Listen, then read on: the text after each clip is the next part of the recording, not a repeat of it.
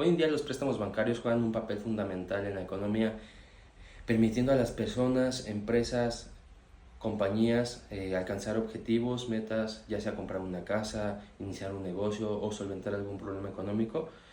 Sin embargo, obtener la aprobación de un préstamo bancario no es tan fácil como se cree, ya que el banco o las instituciones financieras piden una serie de requisitos para llevar a cabo la aprobación de este. Estos pueden ser tales como sueldo mensual, el sueldo anual, el monto que están solicitando, el net worth de la empresa o la persona, entre otros factores. En este gráfico podemos observar el análisis de los sueldos mensuales de las personas que solicitaron un préstamo y asimismo se puede ver el sueldo de las personas a las que se les aprobó el préstamo, siendo un aproximado de $8,004 mensuales, y por otra parte a las personas a las que se les denegó el préstamo con un promedio de $3,575 mensuales. Como podemos ver, hay una gran diferencia entre ambos sueldos, siendo casi el doble, si no es que el doble del préstamo, lo cual marca una gran diferencia entre la aprobación o no del préstamo. Por otra parte, en este gráfico, siendo muy similar al anterior, se pueden analizar los ingresos anuales de las personas a las que se les otorgó y no se les otorgó el préstamo, teniendo un promedio para las personas que fueron beneficiarias del préstamo como $97,406, y por otra parte para las personas a las que se les denegó el préstamo con un promedio de $42,246. Teniendo en cuenta los números, podemos analizar que las personas a las que no se les otorgó el préstamo y a las personas a las que se les otorgó el préstamo gozan de casi el doble de sueldo anual. Ahora, en este gráfico podemos analizar la cantidad de experiencia que tienen los usuarios.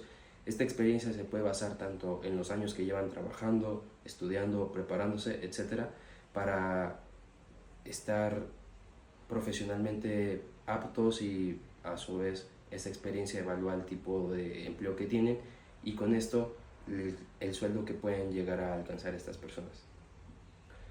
Teniendo un total en promedio de experiencia de 17 años, lo cual es en su mayoría muy buen porcentaje de experiencia.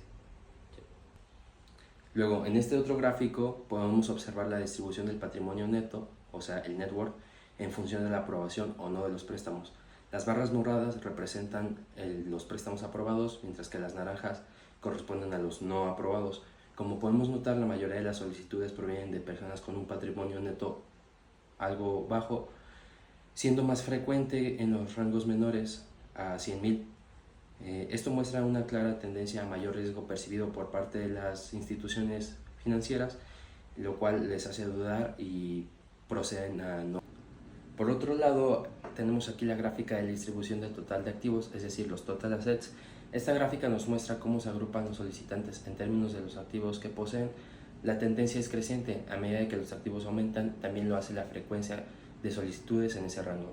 Esto podría deberse a que las personas con una cantidad mayor de activos están más dispuestos a solicitar préstamos o pueden ser más atractivas para los bancos debido a su capacidad de respaldo financiero, es decir, que no hay riesgo en que puedan quedar mal en el pago del préstamo.